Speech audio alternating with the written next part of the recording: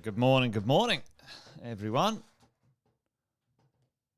Hopefully you're all awesome and well. Good to see a bunch of you guys jumping on straight up this morning, which is cool. Great to see you on a thankful Thursday. Hopefully everyone's awesome and well. Let me just do this. Put that over there. See how we go.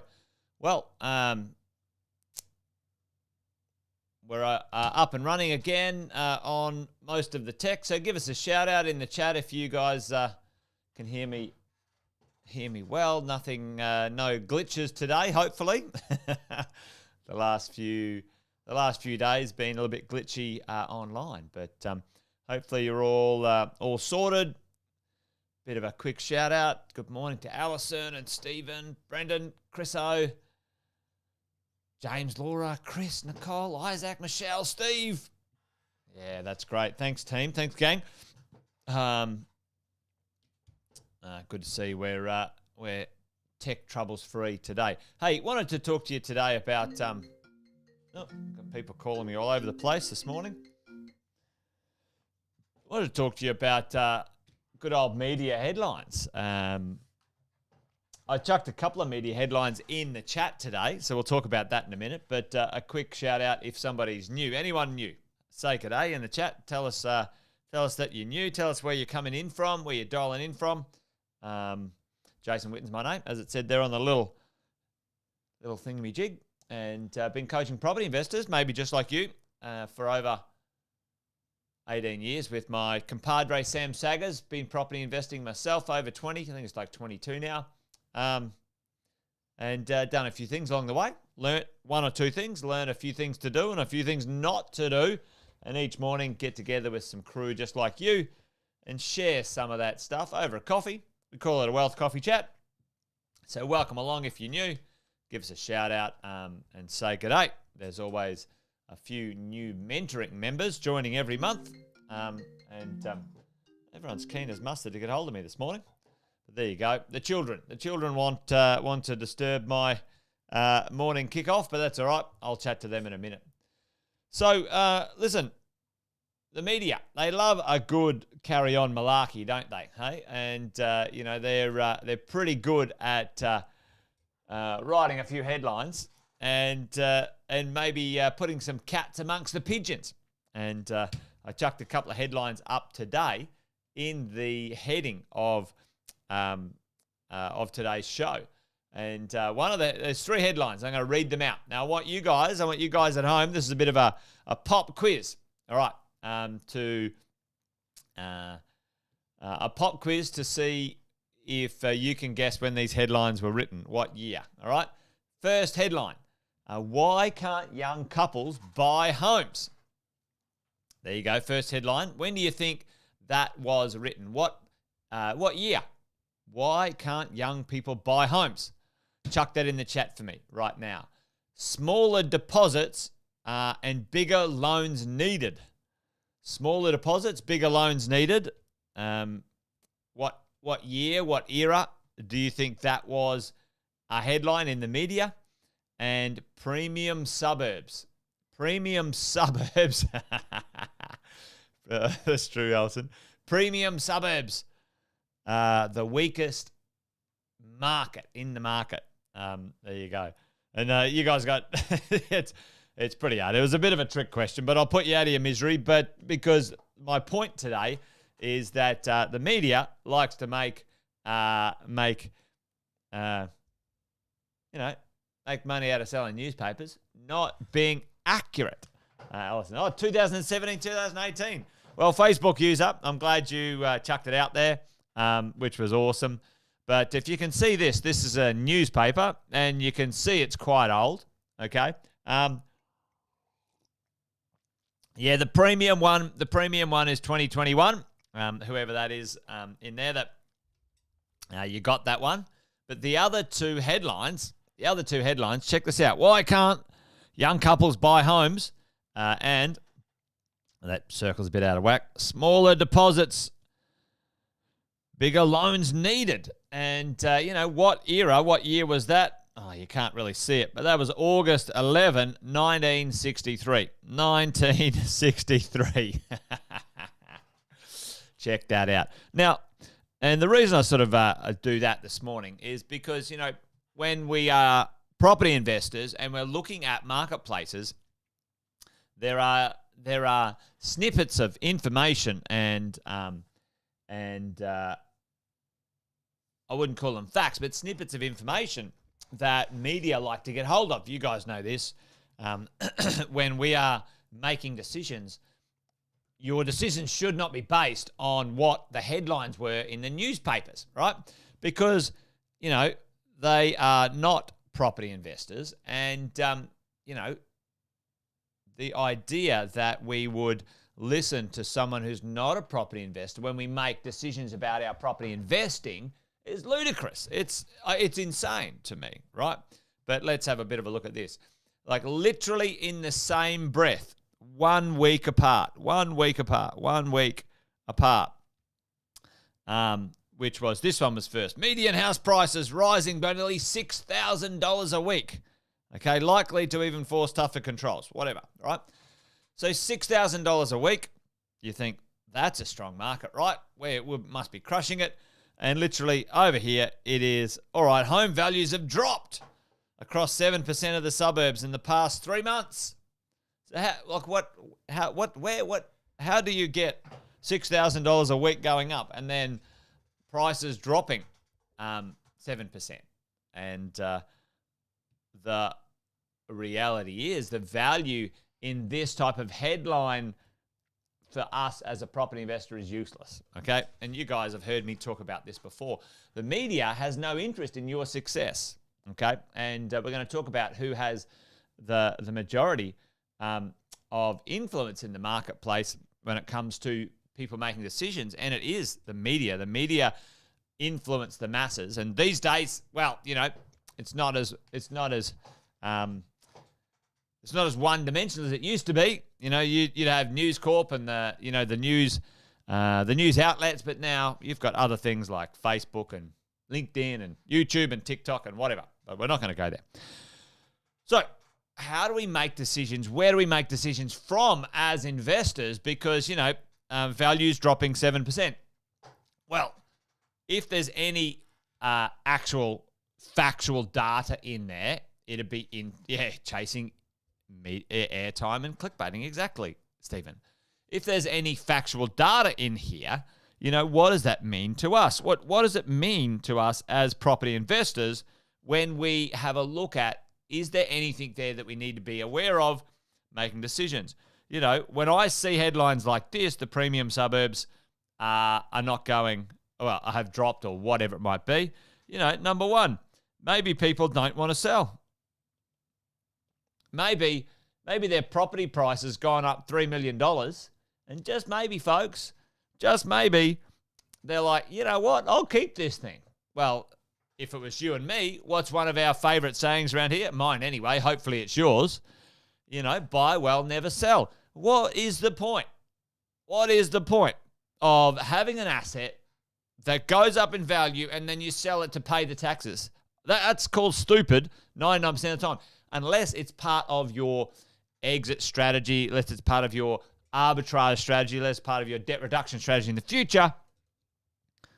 But we've talked about that. I'm not going to talk about that today. That's not our version of our conversation today. So, maybe that marketplace isn't selling, folks. Maybe that marketplace, maybe the people who are selling are the ones that are the weakest properties in the marketplace, and the good properties are being kept. Because I can tell you that right now, most smart people, if you're on a good thing, will keep that good property, okay? And away we go. Number two, maybe, these lockdowns and other things were restricting the market. Maybe people the letting out, okay, the letting out let people get out into the world, and they didn't want to sell their property this quarter anyway, and so on and so on and so on. For me and for you, when we're looking at the market, folks, let's not treat the property market like the stock market. It's not, okay? It is the dumbest, stupidest thing I've seen in real estate history that real estate now is measured on a monthly basis, a rolling monthly basis. Even quarterly is dumb as dog shit. Excuse the French, right?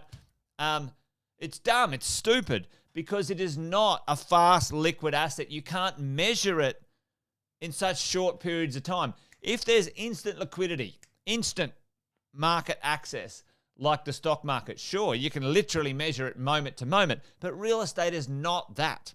Anyway, off on a little tangent as we go. So, back to this stuff. And when you have a look at, the property prices over time, maybe make that a bit bigger. At the end of the day, there's always a bit of an up. Hang on. There's always a bit of an up, and then sometimes there's a bit of a down. And I think it was yesterday or the day before when I talked about this. As we get price rises, we get some adjustments and corrections because values overshoot. And that is a very, very, very normal problem to have in the real estate marketplace, okay, as we go along. But one thing that I wanted to sort of touch base on today is who do you listen to when it comes to the world of getting some feedback, getting some advice, the style of person that you might, take on their opinions. And when it comes to your advisors, your mentors, your coaches, I've talked about this before, but I'll quickly touch on it, right? There should be 3 parts to the people that you listen to, all right? Number 1.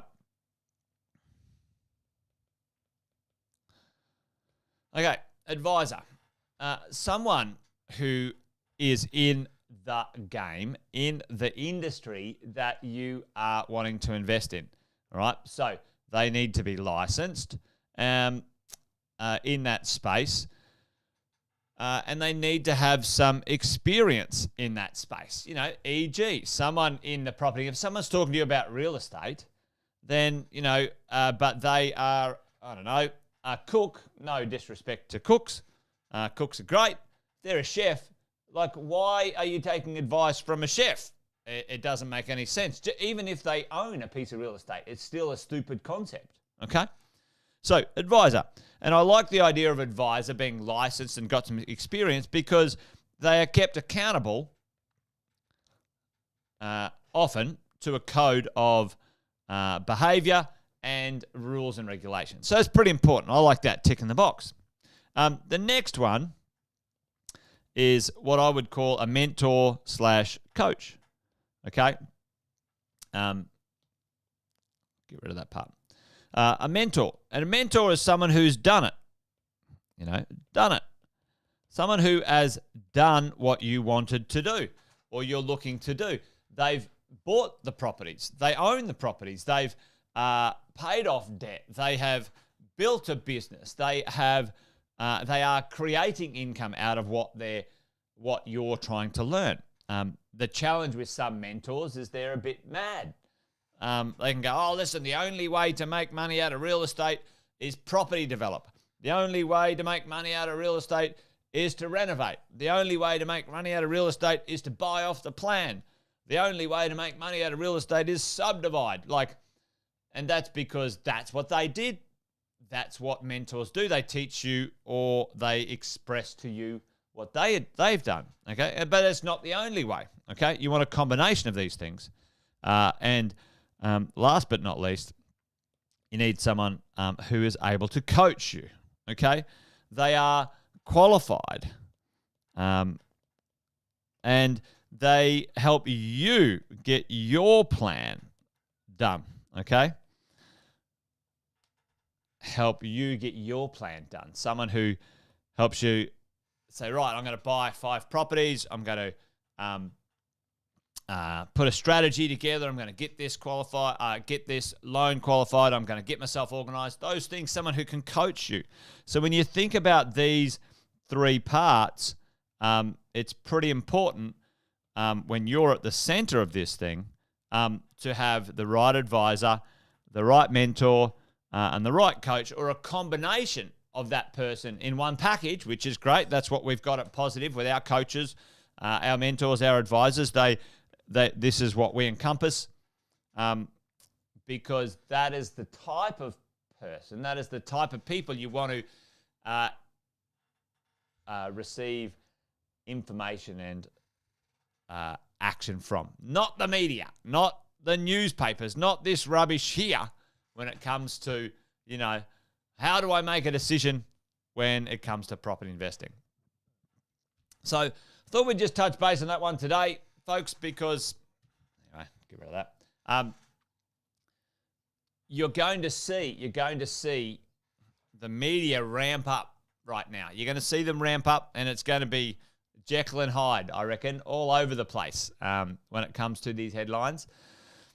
And as you guys know, I always encourage you to reach out to your coaches, your team, your 6-star team who's taking care of you, and make sure you get the right information from the right person at the right time, because you're going to see this media circus wind up about the world of real estate and about finance and all sorts of stuff. And I think we're in for an interesting, exciting time in 2022 when it comes to this game that we're playing as we go. Yep, and Alison said absolutely. Read lots of books, podcasts. Absolutely. It's good to get a really strong understanding of the language, the vernacular, the concepts that those advisors or coaches or people might be wanting to talk to you about. So you grasp those bits of information. So good reminder, Alison. All right, team. Well, a short and sweet one this morning. As we go, thought we'd just touch base on that. Just letting you guys know, I'm starting to see the old media circus wind up with very weird and wonderful headlines, and make sure you don't get too engaged in that info, because it's not the right information to be making decisions from. Anyway, that's it from me. Wealth Coffee Chat done and dusted. You guys stay well. Join me tomorrow for another Wealth Coffee Chat if you're up for it. We can hang out and do the do. And until then, you guys take care. And bye for now. Absolutely. Michelle, Stephen, good shout outs. Treat it like a business. Self-education is the key. Totally. Yeah. The more you understand, the better decisions you can make. All right, team. Be good, be well, be awesome. Bye for now.